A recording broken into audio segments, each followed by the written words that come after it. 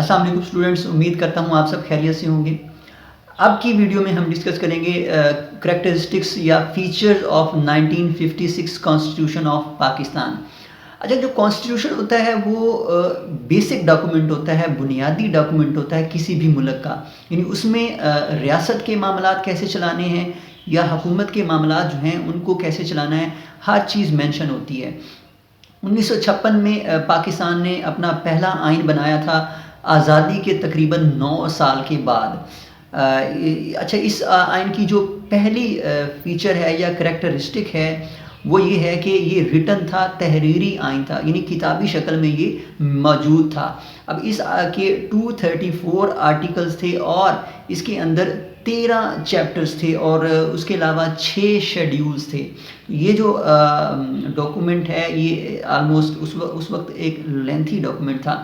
اچھا، جو دوسرا فیچر ہمیں نظر آتا ہے وہ پاکستان کا ایک فیڈریشن ہونا ہے، یعنی پاکستان کو 1956 کے کانسٹیٹیوشن کے اکارڈنگ ایک فیڈریشن بنایا گیا تھا۔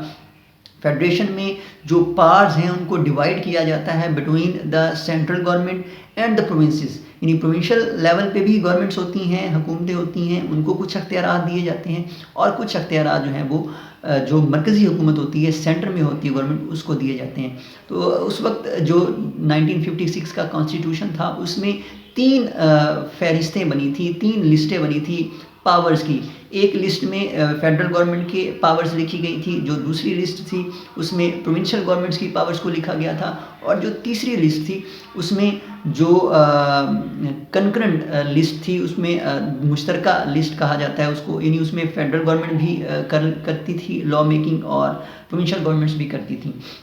تیسرا جو فیچر ہمیں نظر آتا ہے وہ لچکدار آئین تھا، یعنی کہ فلیکسیبل کانسٹیٹیوشن تھا۔ اس میں بدلتے ہوئے حالات کے ساتھ آسانی سے ترمیم کی جا سکتی، یعنی قومی اسمبلی کے جو ممبرز ہیں 2/3 ممبر جو ہیں وہ اس میں چینج کر سکتے تھے، اس میں ترمیم کر سکتے تھے، آسانی کے ساتھ ترمیم کی جاتی تھی۔ اچھا، جو نیکسٹ ہمیں فیچر نظر آتا ہے وہ پارلیمنٹری سسٹم تھا گورنمنٹ کا۔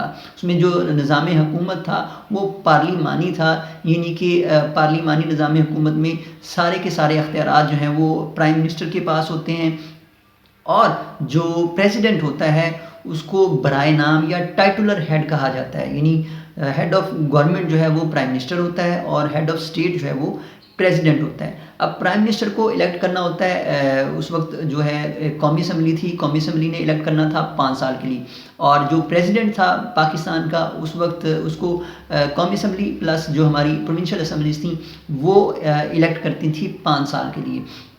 جو پرائم منسٹر ہے وہ آنسریبل تھا قومی اسمبلی کو، اور جب تک اس کے پاس وہ کانفیڈنس ہے اسمبلی کا وہ تب تک وزیر اعظم رہ سکتا تھا۔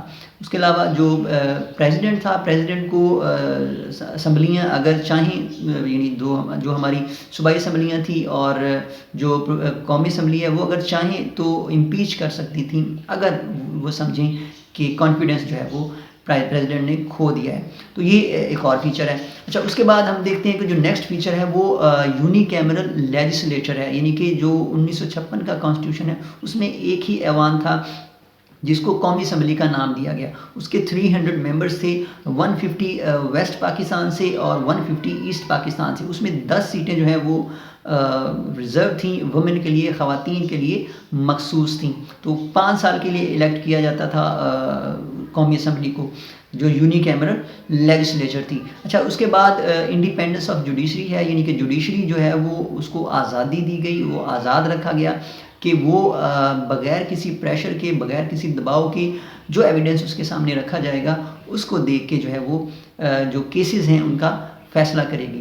اب نیکسٹ جو فیچر یا کریکٹرسٹکس ہمیں نظر آتا ہے وہ سنگل سٹیزنشپ کا ہے، یعنی واحد شہریت کا اصول ہے، یعنی جو پاکستان کے لوگ ہوں گے وہ پنجاب یا سندھ کے شہری نہیں کہلائیں گے، وہ پاکستان کے شہری کہلائیں گے۔ ان کو ایک ہی شہریت حاصل ہوگی اور وہ پاکستان کی شہریت ہوگی۔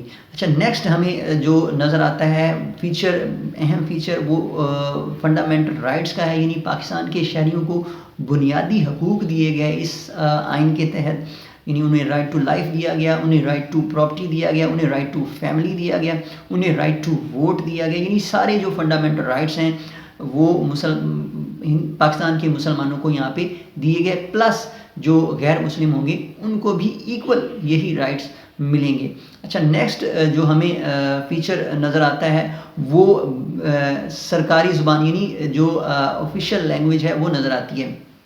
پاکستان کی 1956 کے اکارڈنگ جو قومی زبان تھی دو تھیں, وہ ایک اردو اور بنگالی تھی. اس کے علاوہ جو ڈاکومنٹس جس پہ کرنے تھے یعنی کرسپونڈنس ہونی تھی وہ انگریزی کو رکھا گیا. اس کے علاوہ اس میں جو اسلامک پروویژنز ہیں وہ بھی شامل کی گئیں, یعنی ساورینٹی بلانگس ٹو اللہ, اور جو لاز بنائے جائیں گے وہ قرآن اور سنت کے اکارڈنگ بنائے جائیں گے, اور پاکستان کا نام جو ہے وہ اسلامی جمہوریہ پاکستان رکھا گیا.